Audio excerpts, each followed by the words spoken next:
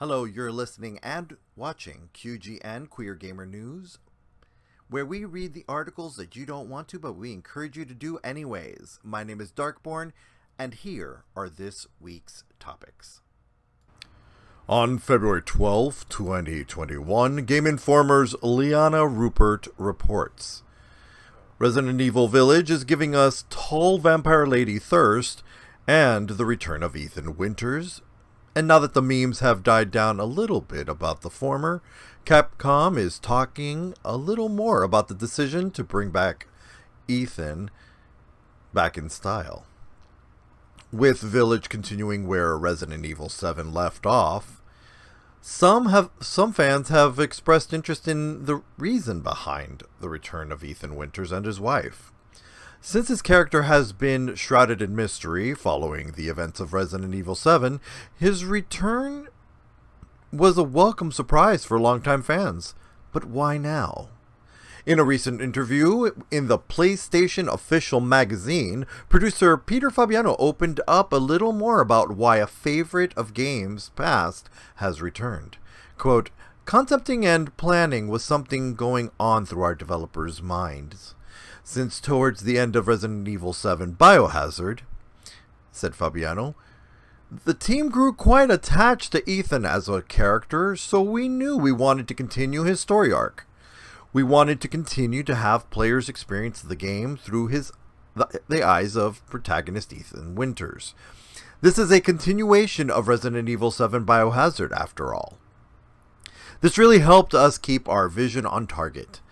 And since we are constantly sharing information across Resident Evil teams, that really helped inform us in making what we consider the best survival horror game to date.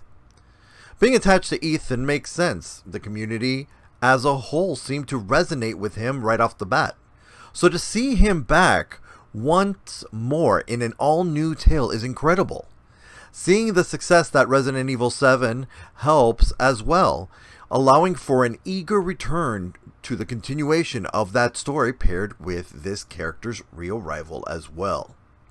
We will be able to say hello to Ethan ourselves once more when Resident Evil Village arrives on May 7th, 2021 for PlayStation 5, Xbox Series X, Xbox Series S, PlayStation 4, Xbox One, and PC players. On February 12, 2021, GaymingMag's Amy Hart reports, "Every twink has had their day when it comes to video games. While queer representation is always in need of improvement, the representation that we do get sometimes only stands for thin, white, gay men and little else. In Very Scary Gays, however, twinks are nowhere to be seen. And according to the developer, Goose and Quail, that was very much intentional. Quote, "The idea for Very Scary Gays manifested as we griped one night about how little variety exists in LGBTQ dating games," Goose and Quail said via their Kickstarter page. Quote, "Queer men are woefully hard to find.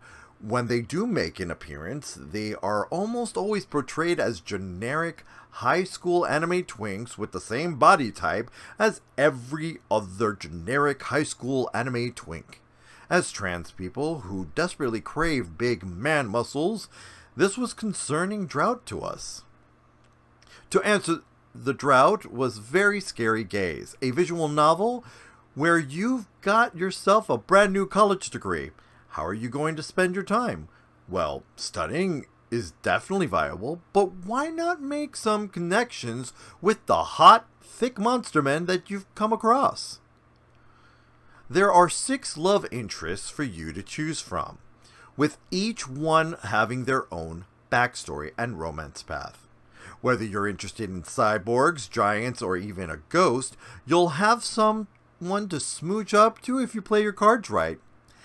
There's even a chance of a bit more than smooching too, but only if you want to, as any NSFW scene can be switched off if it doesn't suit your playstyle. Players will also be able to pick their pronouns and have a variety of choices that actually do matter. and not just change one little thing about the story. If you're interested in finding out more, you can play Very Scary Gays for yourself over on itch.io. On February 12, 2021, Gameinformer's Liana Rupert reports.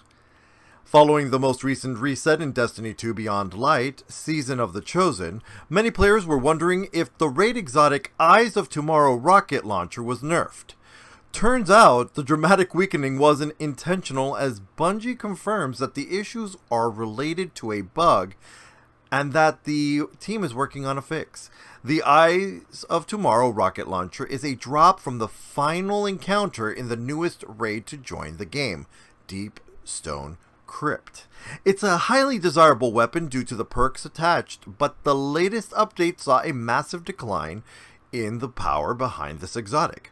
The weapon is on its normal form, fires out several powerful rockets in one swoop, but many Guardians had noted that the damage has been noticeably less. Given that the rockets themselves were buffed, the issue with the rocket launcher was confusing. Luckily, we have some clarity, and Bungie should be rolling out a fix soon. Bungie's community manager, Cosmo, took to Twitter to respond to a question directed at the team, asking if there was an update on the nerf in question. Cosmo responded saying, quote, "Just confirmed that any damage reduction to Eyes of Tomorrow were definitely not intentional, and the team is currently investigating the bug." He added for additional clarity, quote, "Adaptive ordnance only triggering off of kills is intentional, as referenced in the description." In its original form, the stock perks made this rocket launcher incredibly grindworthy with its smart drift control, fitted stock, and alloy casing. The ability to track and fire at multiple targets at once also makes it a beast to run with, in addition to the adaptive ordnance, which was recently changed intentionally. Players can get this weapon in the final encounter in Deep Stone Crypt raid when facing off against Taniks. While the changes to adaptive ordnance aren't a huge hit with everyone, it is nice to see that the other tweaks weren't intentional, and that everything will be back to working order soon enough. Non-binary characters in gaming, especially in the Magic the Gathering universe. I know a lot of you will say that, well, Darkborn, Nico isn't the first non-binary character in MTG. There's Karg, the Golem, and there's Ashiok. Ashiok and Karg are not human. They're not human. Like, constructs are really don't have gender, so it's kind of redundant. So for a human character to be put there as non-binary is important to us. Very important to us. We need to stop with the yeah buts. Yeah, but there's this character. Yeah, but they're also that. No, they're not human. They are not human. Having a non-binary human planeswalker. This is the first. You can disagree with me all you want. I don't care. Nico Eris is the first non-binary planeswalker. And I'm here for it. As we all should be. We should recognize that. The importance of a human non-binary planeswalker.